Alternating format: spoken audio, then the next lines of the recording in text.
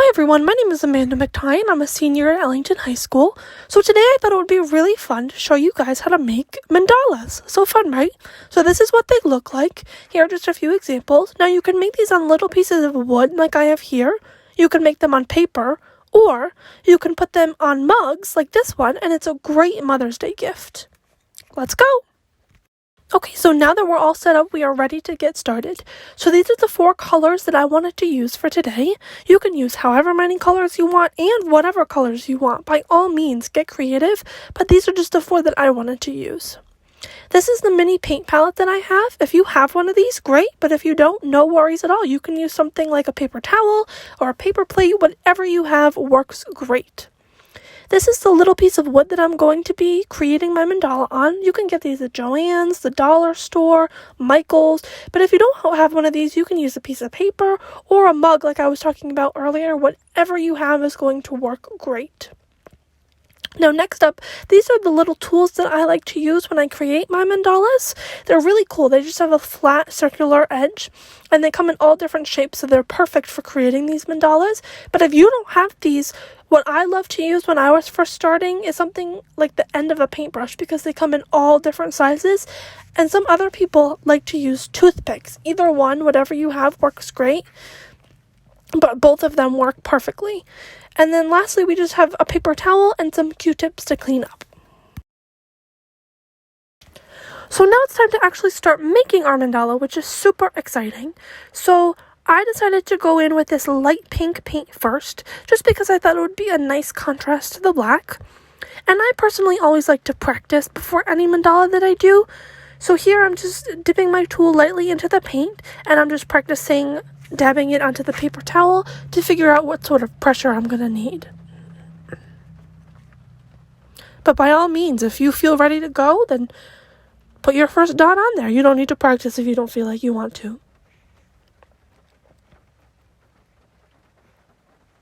And if you can see there's a little pencil mark right in the center of my wood that I like to pencil in before I start any of my mandalas, because you'll cover it with the paint, number 1, and number 2, the more centered the dot is in your mandala, the more centered your entire mandala will be. If your center dot is off a little bit, then the more you branch out from that middle dot, you're going to find that at the end your mandala is a little bit off center, which is not a big deal at all, but just try and get your first dot as close to the center as possible. I find that using a little bit of a pencil mark first helps me do that. So there's my first dot. So now I'm just going to go through with a smaller tool and use the same color and do a few more dots around that. Now this step that I'm doing, I find to be really important to make sure that the majority of your mandala stays centered, and that you have enough space to fit all the dots that you want on your mandala. So all I'm doing is I place a smaller dot on the top of my center dot, on the bottom of my center dot. I'm also going to place one to the right of it and one to the left, and sort of making a cross shape. This way, there will be enough room to fill in those empty spaces with the same size dot, but this way it just makes sure that everything fits evenly and that some dots aren't too crowded. I needed a little bit more paint there, so if you find that as you're going along and you feel you use too much paint or you use too little, you can always go through and just touch it up as you go along. So you can see now, as I've done that cross, I'm able to just put those dots in there and they fit pretty evenly.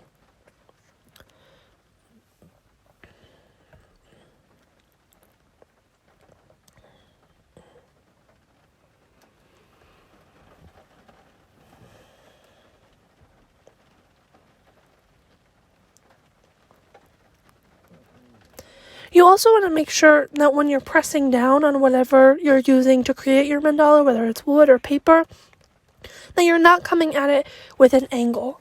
You want to try and press down as evenly as you can, because if you use an angle, it might offset your dots a little bit, and you want them to be as circular as possible. So there we go. Now I filled in all my smaller pink dots around my center. Just going to wipe this off a little bit. And now I'm going to go through and use this light purple color. This was actually my fault. It's going to be hard to tell the difference between the light pink and the light purple from the video, but you'll be able to see towards the end the difference. But if I were to do this again, I would use a darker purple. But you can sort of figure that out with whatever colors you're using. As for the placement of these purple dots, I'm placing them in between the little spaces of my smaller pink dots.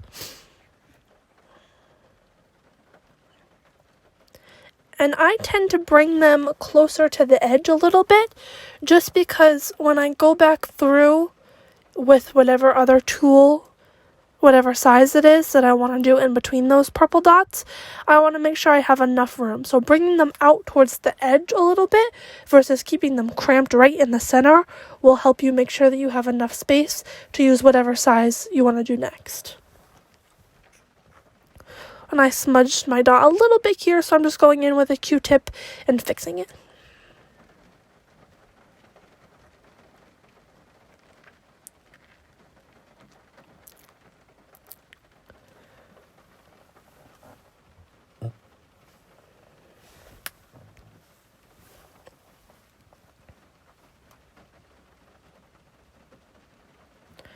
So we're almost done with those purple dots, and the next color I'm going to use is the dark blue.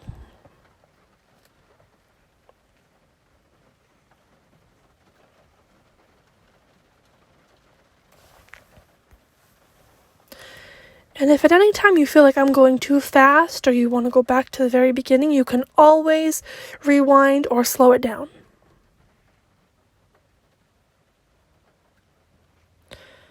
So now, like I said, I'm just taking a little bit of a smaller tool and going through with that darker blue in between my purple dots. This was another poor color choice on my part because you can't really see from the angle that I have my phone the dark blue against the black. But again, once it's completely finished and I do a video of the finished product, you'll be able to see. But again, I trust you guys to make those correct color choices with whatever background you're using.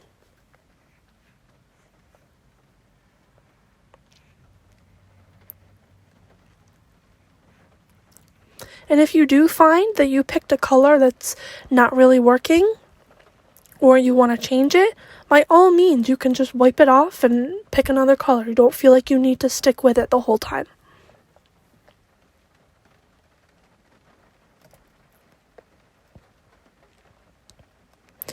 As for the pattern that I'm doing, this is one of my favorites. I feel like it's pretty simple to start out with, but if you aren't a huge fan of this pattern, or you're looking for something a little bit different, or you have a different shape that's not necessarily a circle that you're working with, then I would suggest going onto Pinterest or any sort of website like that. You can just Google these mandalas, and there are hundreds upon hundreds of them out there with all different designs and colors that you can use if you want more inspiration. And now I'm just going through with this lighter blue. This is actually my favorite color, blue, with a bigger tool. And I'm just placing those dots, again, a little farther out to the edge than I did last time, because this is, again, a bigger dot, and we want to make sure that we have enough room to fit more of them in between. And I'm just placing them in the empty space between the purple dots.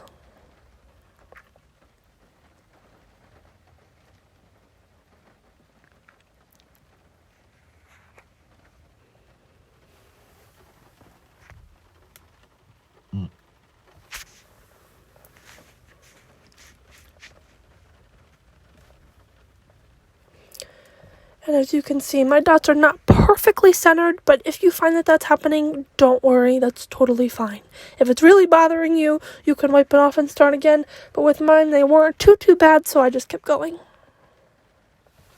But again, that's why having your center dot is so key, because I think mine was a little bit off, actually, so you can see it's sort of starting to slant in one direction.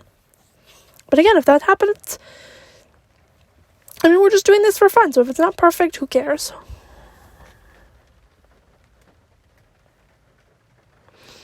So now that I've spaced those out, I'm just going to go in and fill in the rest of those spaces with my light blue.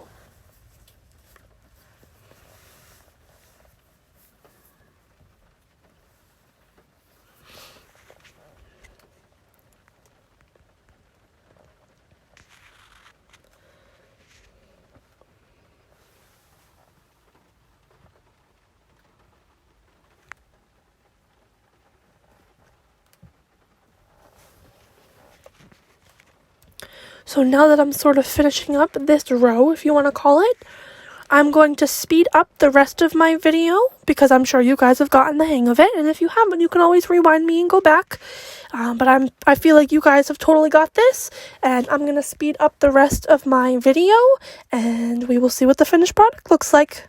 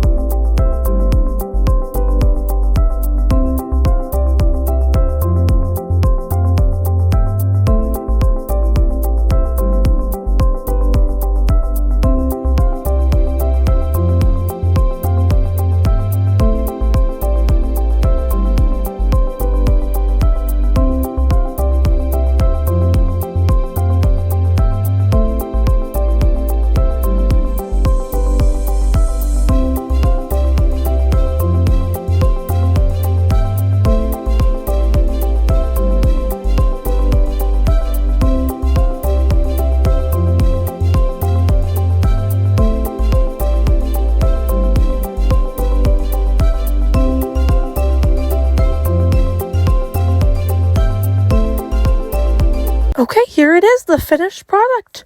Definitely not one of my best, but it was really fun to make. Thank you guys so much for watching, and I hope you enjoyed.